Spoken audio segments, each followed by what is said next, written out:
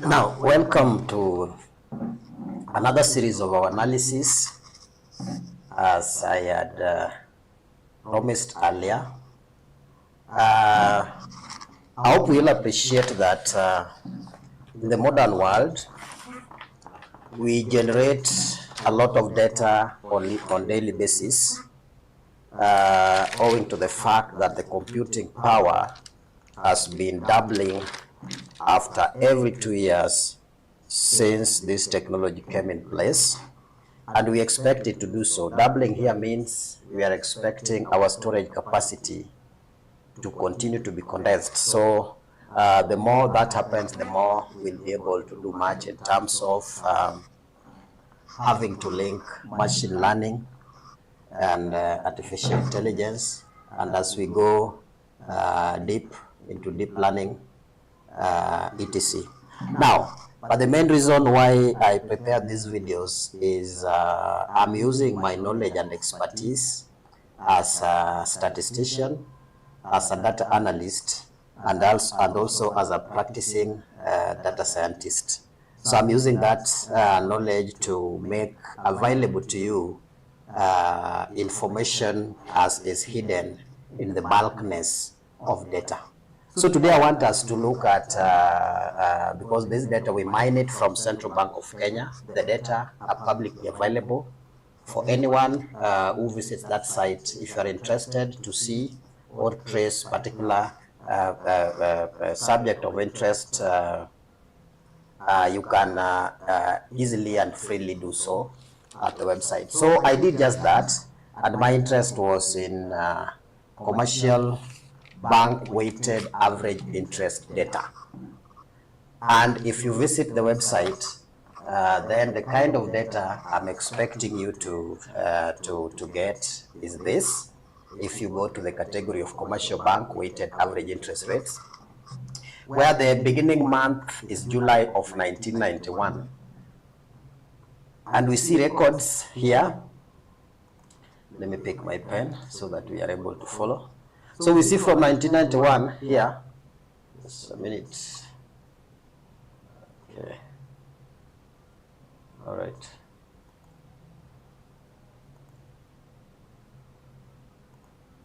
Yeah, we see from 1991 here. Oh, it's not, yeah, from 1991, the deposit 13.5, savings 12.5, and lending, 1991 July, month of July, deposit is 13.5, savings 12.97, lending is 16.17. Then we also have overdraft at 16.15. Now, we have such kind of data from 1991 July up to the very last bit of the data is, just a moment, the last bit of the data is, you can scroll through. This is all the data as has been collected by the Central Bank of Kenya. So from that time, 1991 July, we move up to December 2024, where we see the entries as such. So what I'm saying is that when data is presented to you as this here, it's difficult to figure out the pattern. It's difficult to know a lot of information and the pattern that is hidden behind the vastness or the bulkness of this data. So that's exactly why I'm doing this video, to make you understand what your data means to you. So without wasting much time, now that we have seen the data and we're expecting year, month, deposit, savings, lending, and overdraft. Now, the data, as you see, is downloaded directly from Central Bank of Kenya's website. And what we have here is that I'll be using Python to analyze the data, but some things are clear here, like the year is okay. Now the month, we'll have to do some data cleaning so that we eliminate, actually we organize our data so that it flows so that the first entry is July 1991 and the last entry is December 2024. So it has to flow in that sequence so that we are able to see and understand the trend or the time series analysis of the same. And then in these namings, we all know that Python is a very sensitive data analysis tool. And so it's possible that while these were being entered, it's possible that there was some leading or trailing spaces that I also found as I was trying to do this. So let's see. Let me straight away get to the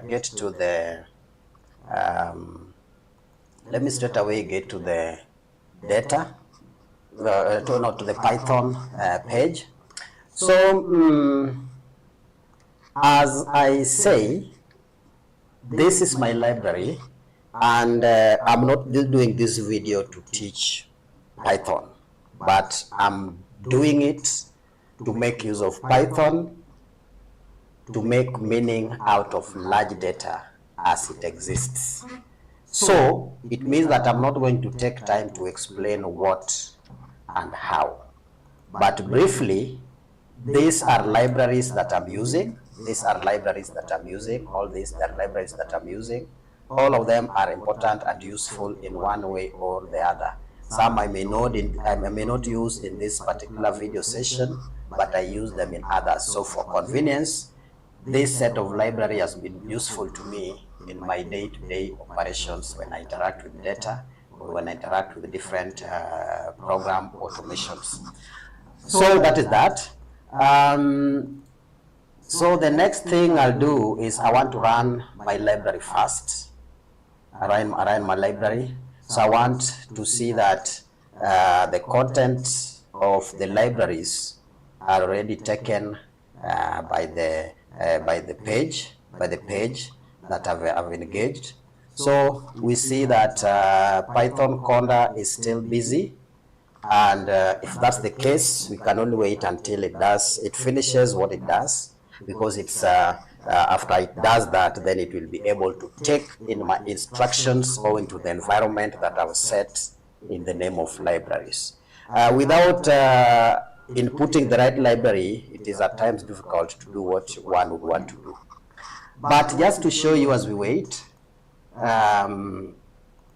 these libraries that I'm using clearly tells you that we do, there's a lot of machine learning involved, because you can see here this line, sklearn metrics, that for importing mean absolute error when I was doing the time series analysis, that is AutoArima and exponential smoothing.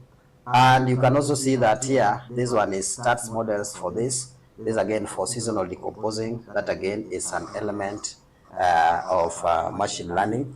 So that will do with this particular data towards the tail end. But for now, my interest is in looking at the descriptives, what I would refer to as more of exploratory analysis of the same. I'll be coming with the subsequent videos still on interest rate data, specifically commercial bank data and commercial bank interest rate data. So I'll be progressing as I go. The next video will be focusing on how to forecast, and I'll be using different analysis tools to predict or to predict what our interest rate would look, possibly without the interference of some spikes brought about by abrupt change, not really abrupt, but wild policy changes or economic downturn, etc. So I see it's taken much time, but it's still saying busy. So if it's busy as it's saying that, then there's little I can do. I can only wait. Yeah, because this is the vehicle that is taking us to our destination. So if it can't start, then it means we can't move. So we'll wait until it does. So by the time it shows sign of the engine picking up, then we'll be good to go. I see that's exactly what has happened. And see, it has already taken up the libraries. So my next step is to give it the next command. Now this next command here is one that now will instruct the machine to get this data from where it is. Now our data, if you follow it, it's on the desktop, and its name is Commercial Bank Weighted Average Interest Rates, and that's the name. So I will run that so that it takes our data. Okay, so it's processing. So it has to find the Excel file that has the data. Once it does that, the command is specific. In the event that it searches and fails to find that particular the particular file named, now to find this file, the file named Commercial Bank Weighted Average Interest Rate, this is the file that we are referring to, this one here. This is the file that it's looking for. And you can see that my instruction to it is that should it scan and find that this file does not exist on the desktop, the specific location that I was specified, then it should print file not found. So once it's done, and it's done already, but you see it's not printed file path. It's not printed file not found. So it means our file is there, and I can perform a quick check to see if that is true. So the check is this. I want to see df.head. I do df.head. That will show me how the data looks like from my Excel sheet. So I can do the first 5. The first 5 is by default. So I do the first 5. And we see what it will give us. We do the first 5 and we see what it will give us. So yeah, it's already done. It's done. So this is what we see. This is what we see from our data. We see that these are the columns that we have. We have year, we have month, we have deposit, we have savings, we have lending, we have overdraft. And then, as you can see, 1991 July, and these are the entries as such. Now, this is the data as it appears in the Excel sheet. So I could also try to do not only 5, but say the first 20. The first 20, so that we see. Yeah, the first 20. Now, these are the data for the first 20. So the first 20 looks just like this. So you see, that's what it is up to all that. So I'm now sure that my environment has already recognized the Excel sheet on my desktop. And so once it's here, now it's within my reach. I can manipulate it whichever way I please. But for today, I want to manipulate it in this particular way. So the next thing that I'm going to do, you have seen that this year, this column 91, 1991, 1991, repeated, and you have also seen this month, July. They're not in numbers, but those are considered as strings. It means I'll require some data cleaning. So first of all, I will want to ensure month values are in proper format. So what I'll do is these ones here are in proper format. So what I do is that I first use this command to do that, so that I make them in capital and remove the spaces that may exist. So that's what this command does. Then this one here allows me now to map the months. Months are shown in July. July should be the 7th month. So for me to align that with what this with what the machine knows, then what I'll do, define a dictionary to map 3-letter abbreviations to proper format. Now these ones here, So these ones are the ones. So you can see that from here we are having Jan for January, Feb for February, etc, Dec for December. So that's already taken. Now the next thing that I'm going to do is now convert the abbreviations to full month names. Okay, that's what that is done. Then create a proper date column. So that proper date column that is created will be sorted in index form, so that it will give us data that flows in a manner that we want in terms of time series. So I will click this. I've clicked, and there is this line this code that I have here, print DFed. So it means once it's done, it prints automatically the first 5. So we see that this one is slightly different from our original data set. The difference is that we have now created another column called date. So this command here has created another column, date, and this date column now allows us to see trends as they are. So let's see. Let me do the first 20 so that we are clear. We are clear about that. So 20, I'm doing the first 20.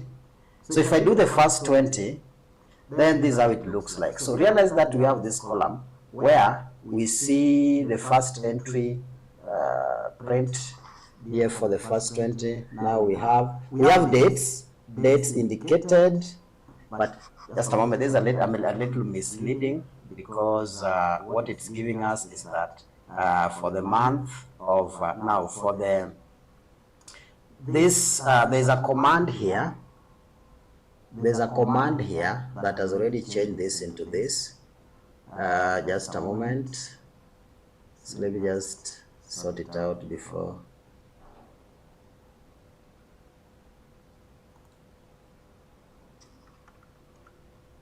So we have here, we have this. So what we have is that we have changed as much as we have gone ahead to create some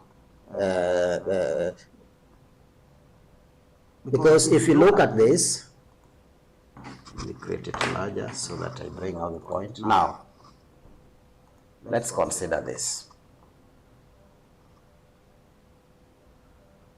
What this has done is that if I was to generate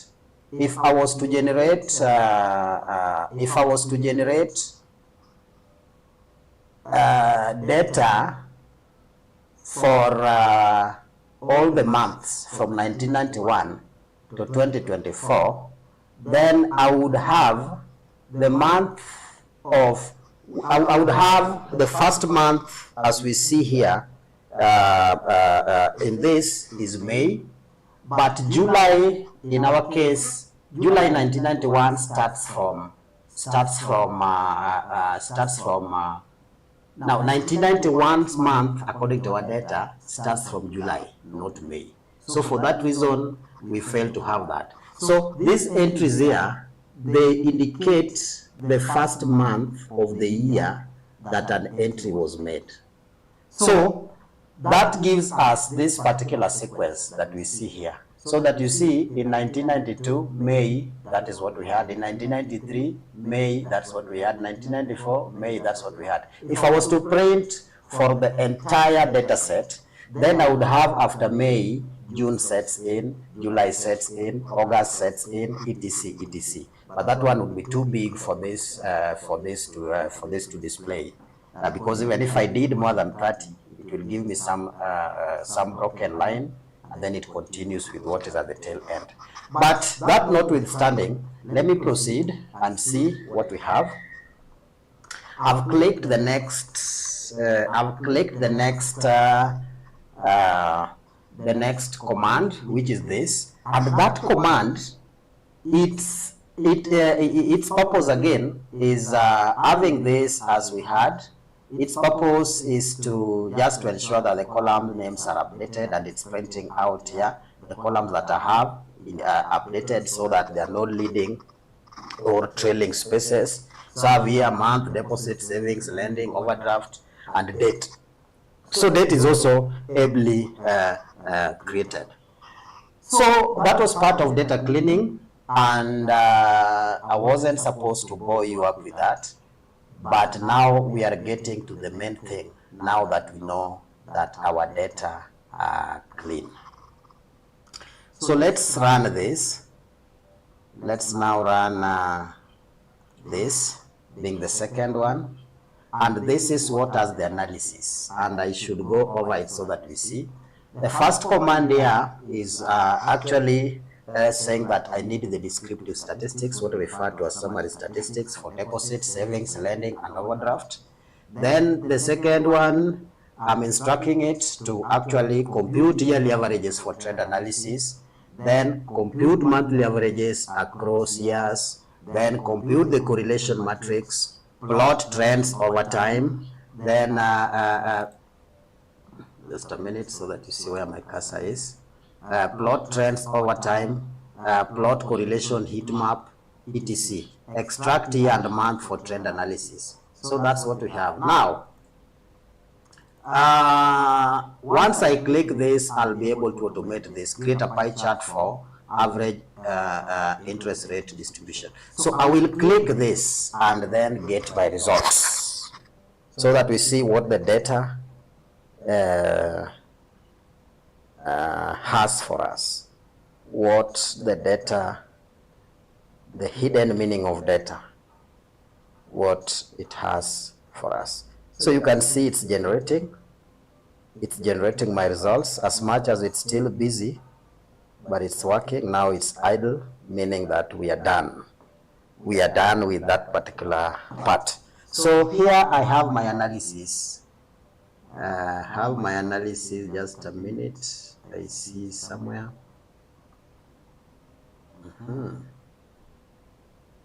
So we have this, and then count date, not now date, but now the matrix is here. Deposit, savings, lending, overdraft. Okay. So this is the, let me see, average interest rate, average monthly interest rates. Let me see. Why is it not showing? Average monthly interest rates, average monthly interest rates, compute monthly average across year, compute yearly. So this is what we have, and then plotting gross average, yearly average. So let me see. Plotting, what are we plotting? Okay. So let's try to make sense out of what we have. I'll get to that in a short while, but let me get to what we have for now. I'll get to that in a short while. So first of all, the main thing to note is the summary statistics. The summary statistics, something to note and to observe.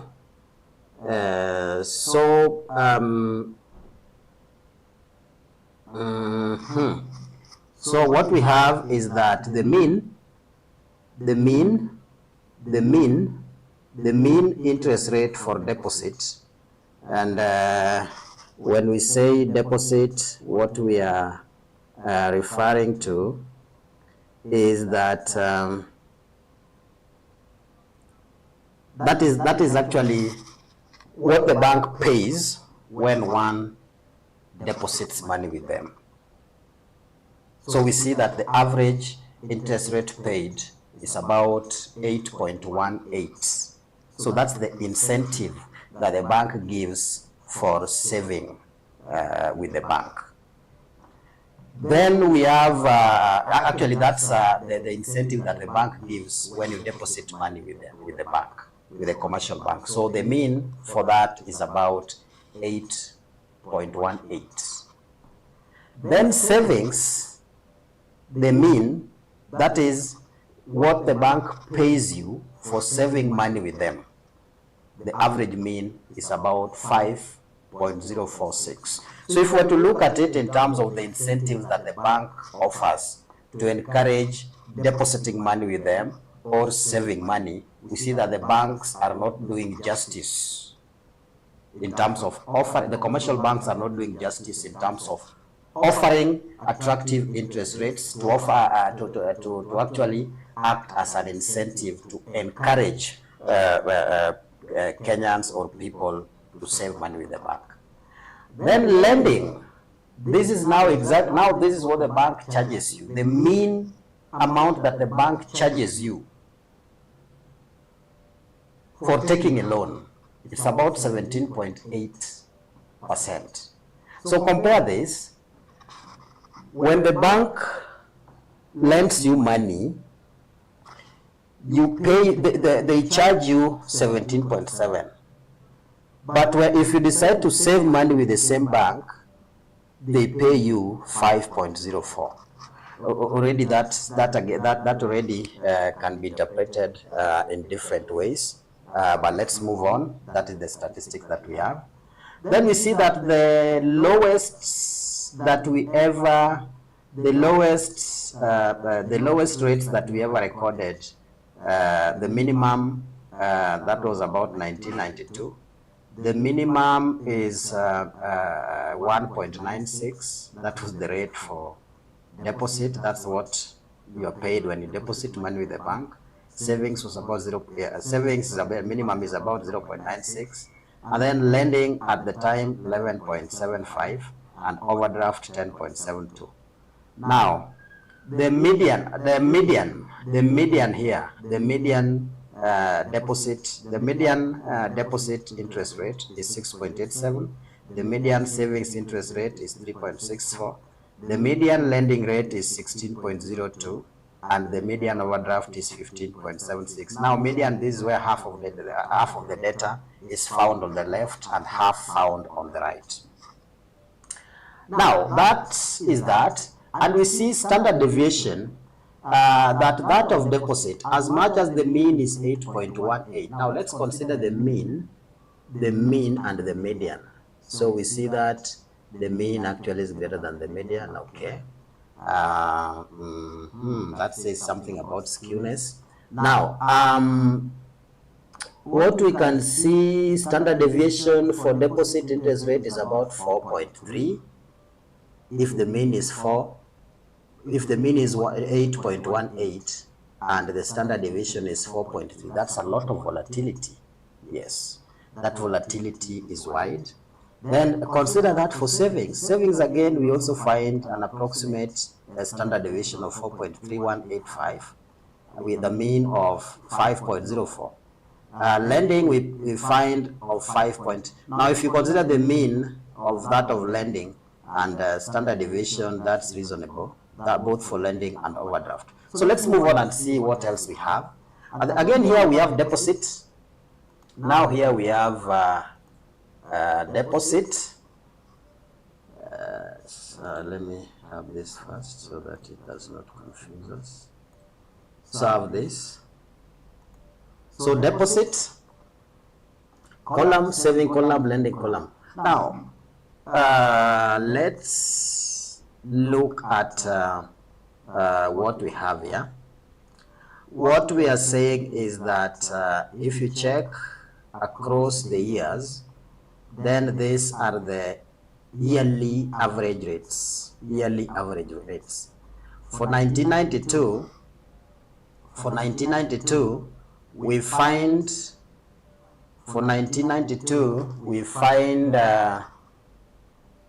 average of 13.66. 1993, we find an average of 15.49, and it changes across as we see. So what does that mean what does that particular changes in patterns mean for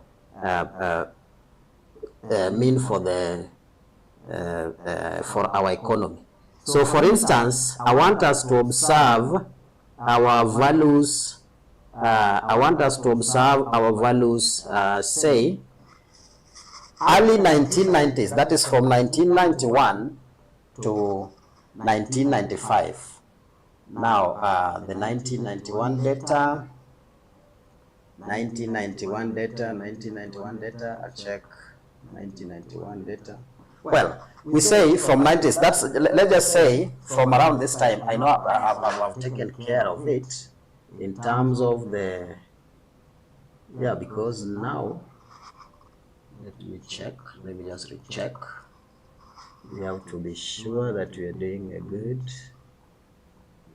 job. So we have that, and then we say some, just a moment, let's move on.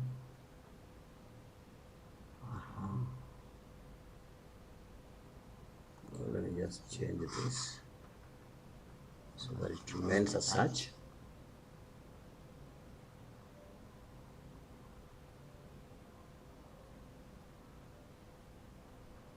So we had this for the first entry, we have it. Okay, let's continue. So what we have is that deposits and savings in the early 90s, deposits and savings in the early 90s were relatively high, peaking in 1993 and 1994. That's what we can see, peaking in 1993 and 1994. So that is for deposits and savings. So we see that early 90s deposits and savings were relatively high, peaking in 1993 and 1994. I think at that time there are policies of the government that encouraged deposits and savings with the bank. Around that particular time, lending and overdraft increased sharply.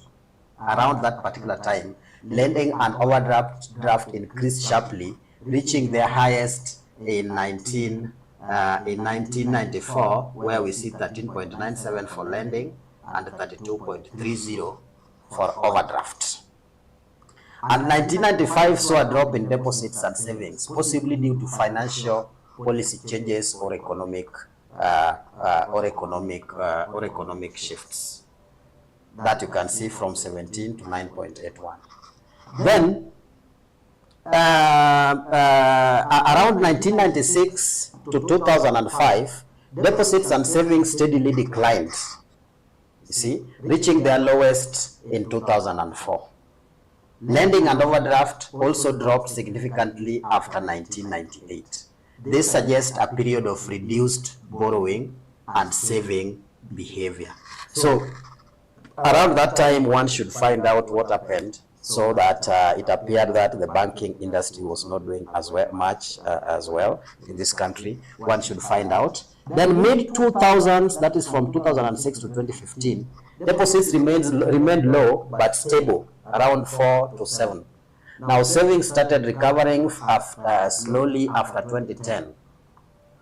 After 2010, savings started to slowly, we can, okay, the curve is also here, could show us that, this curve here, yeah. So lending and overdraft stayed in the range 12 to 16 with a minor spike in 2012. So between 2017 and 2018, saw a light drop in lending and overdraft, possibly indicating a shift towards lower borrowing. That was between 2017 and 2018. Then the recent years, that is 2019 to 2024, deposits have increased again, reaching 10.66 in 2024, highest since the early 90s. I think there's another credit that should be brought out. The policies that the Kenya Kwanza government or the BITA agenda is having is what the BITA is having is bearing fruits, and I think this is someone that analysts should pick up and find out the environment that has enabled this to happen. Because we see that since 1990s, deposits have been kind of a little not performing well, but we saw a spike in that between 2019 and 2024. So the government, we see that this conducive environment was created in the Uhuru government, and the Kenya Kwanza government has continued to make that environment better, and that has led to an incentive to persuade people to deposit and save with the bank. Lending and overdraft started recovering in 2023. So let's see. Lending and overdraft started recovering in 2023, meaning at some point they kind of were managed. But now in 2020, because it was 2021 about 11.57, 2022 about 11.76, 2023 12.64, 2024 16.52. So that's what we have. So now now deposits are recovering after a long decline. That's around from 1990s, indicating increased saving habits or improved financial stability. Lending and overdraft peaked in the 1990s and declined in the 2000s and are now stabilizing. Again, that is another good thing, because now they are stabilizing. Now, recent growth in deposits and savings, that's between 2023 and 2024, suggests a positive financial outlook. Now, this is data speaking, and on this platform, I'm not biased. I just give results as they are. So I'm saying kudos to the current government, and because we are seeing a positive financial outlook in terms of the data that we have gathered throughout. Now, what we have, if the upward trend in deposit continues, we may see increased investment opportunities. And I think that's what everyone else desires. Anyone who means well for the country desires just exactly that. Now, I'm saying this verbally, but I should also tell you that my report is available upon request. If you need a written report that I can just show you immediately, I will, okay, after the end of this video, I'll show you just a rough picture of the written report that you'll find deposited on my website. So you can reach me through my email so that I give you a copy of this report for your own consumption. Now, lending and overdraft are stabilizing, which may indicate more cautious borrowing behavior. Banks and financial institutions can use these trends now to adjust interest rates and financial products accordingly. So I think that is what I can say about that particular analysis. So that brings it up to there. Now my next take now is on correlation matrix. I want to consider the relationship between the different interest rates. How do they move? If deposit interest increases, what happens to savings? What happens to lending? What happens to overdraft? So I want to see and understand that kind of relationship. And if I look at my correlation matrix, which is here, I see that the correlation between deposit and deposit is 1, which is expected. It's deposit anyway. Then that between deposit and saving is 0.91. That's about 0.92. I think the correlation then between deposit and saving is so strong. So what we have is that deposits and savings, they are very strongly related. People who have high deposits usually also have high savings. So that's what it tells us. Then we also find that deposits and lending, there's a strong relationship, because we see if we check deposit and lending, let me bring my pen again. If we check the relationship between deposit and lending, it's about 0.798. That's around 0.8. That's around 0.8. And if that is the case, that's strong relationship. Customers with more deposits tends to have higher lending activity. Yeah, that's how we can interpret that. That customers with more deposits tend to have higher lending activity. Now let's check between deposit and let's see relationship between lending and overdraft. Lending and overdraft. So we have lending and overdraft. Again, here we find 0.996. So the relationship between lending and overdraft is almost 1. That's amazing, almost perfect. So this means if a customer takes loans, they are very likely to also use overdraft facilities. That's what it means. And that's why you see that figure coming out as strong as it does. So it means that if a customer takes a loan, they are very likely to come back for an overdraft facility.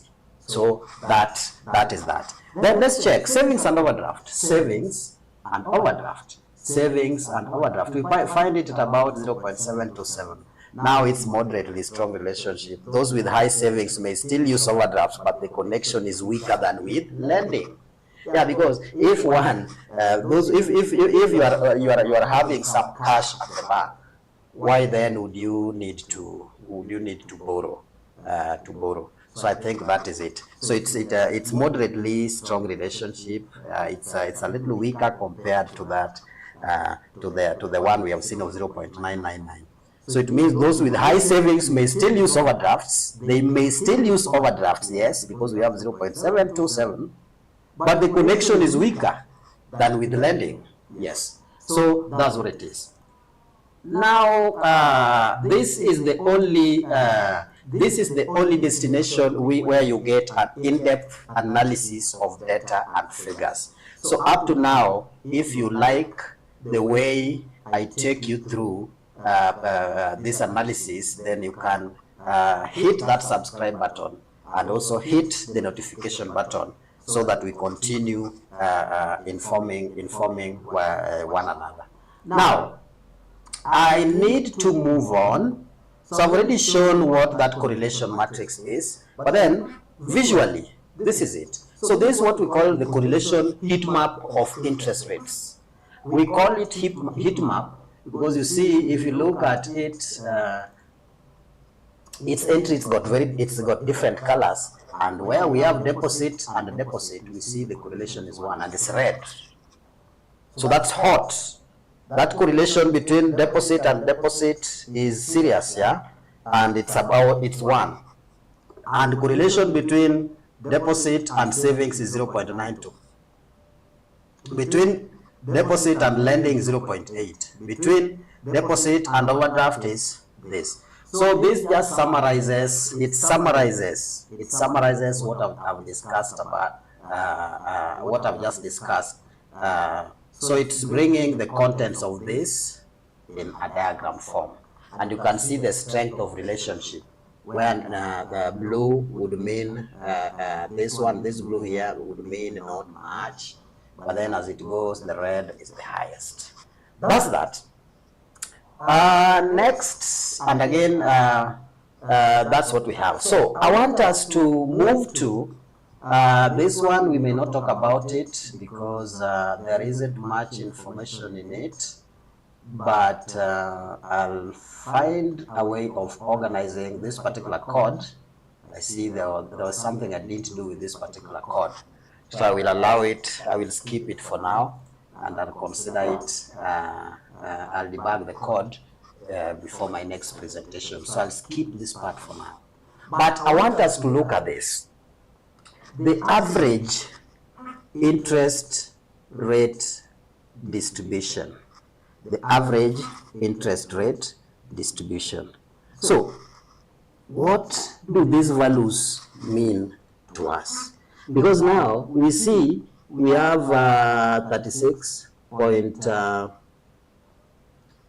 just a minute. We have 36.5 for lending. Just a minute.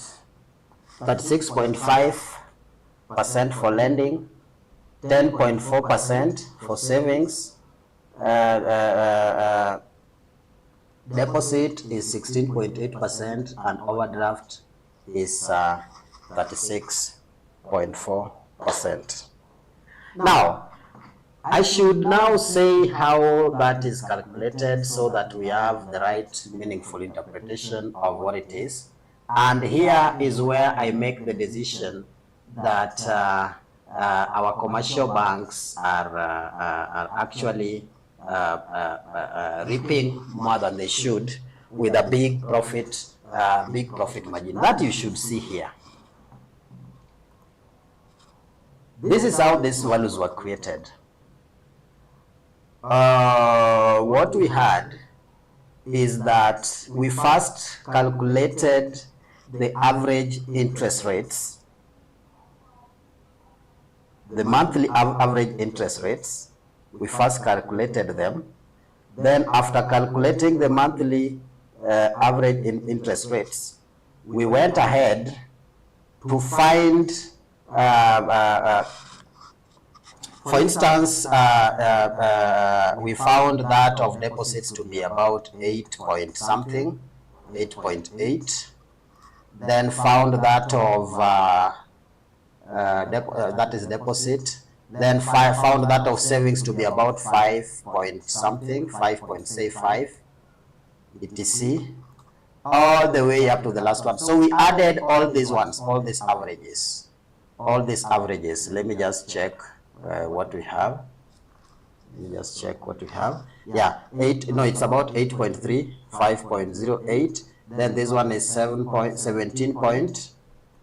For lending is 17.91, and then overdraft is 17.87. Overdraft is 17.87. So what we did is we added all this, and we get the total. After getting that total, then we get a percentage of each. So for deposit, divide by the total times 100. For this, divide by the total times 100. That's what gave us this, the pie chart, the average interest rate distribution that you see. So what we saw here is this. From here, we can then try to read out the profit margin. We are able to read out the profit margin straight away from here. How do we do that? Let's consider savings and lending. Because when lending, the bank is charging you, and when saving, the bank is paying you. So let's consider the interest rate that the banks pays you when you save vis-a-vis what you pay the bank when you borrow. So here I get 36.5 minus 10.4.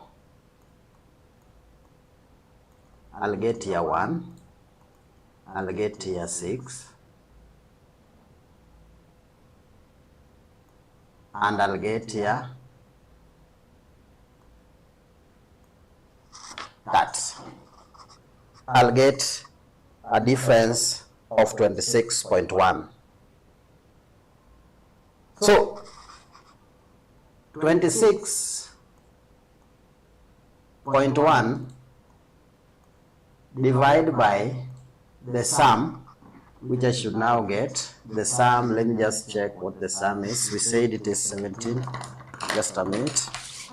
It was 8.3 plus 5.03, that is 13.33 plus 17 times 2, that's about that total. So okay, in this sense, what I'm trying to do, you add if you divide 26.1 divide by the sum of 8.03, 5.03, those values that we got as the averages for the deposit, savings, lending, and overdraft, and you divide it by this difference times 100, I think I should do it very quickly. Let's just pause for a moment as I do it, so that we talk about values that are conclusive. Talk about values that are conclusive. So 17.8, actually 17.9 times 2, 17.9 times 2, that's 8, 5, 35.8. 35.8 plus 13.1, that's 9, 8, 48.9. 48.9. So we can say approximately it's giving us 48.9. So 26.1 over 48.9 times 100 times 100. What percentage is this? Now that becomes the profit margin, and probably that's a little wild, because that discrepancy between lending rate and saving rate, and the discrepancy between lending or overdraft and deposit is so wide, and that makes banking business more lucrative in the country.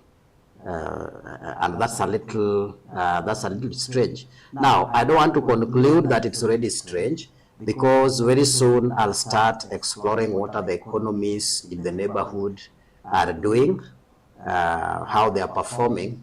Then we'll be able in future to compare some of these performances based on actual data. So for now, that is that. I'll just give that. And so what it means is about, that takes us to almost about 0.5. Yeah, that profit margin is big. That's a wide profit margin, which is not fair. I don't know if most of the businesses that we have around, that's how they are doing, but that looks odd. Okay.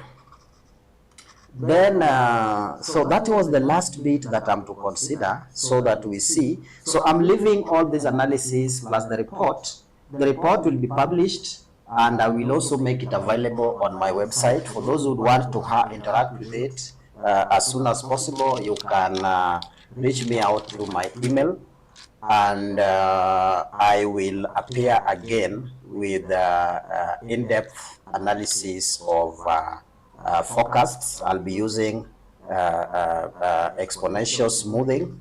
I'll also be using auto ARIMA techniques, and in future we'll also employ machine learning techniques, so that we train the data and improve our forecasts. So for now, that's where I stop.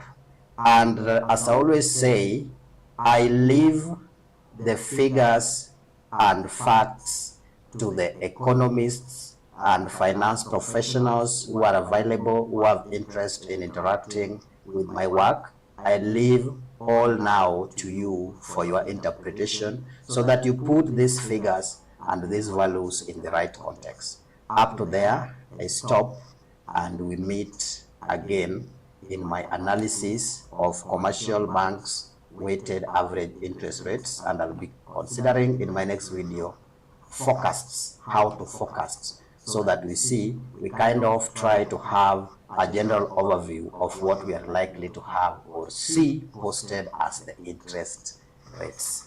So up to there, I stop, and see you in my next video. Don't leave before you subscribe and hit the notification button, so that I continue every time I give such content. You'll be first to be notified. Up to there, see you, and I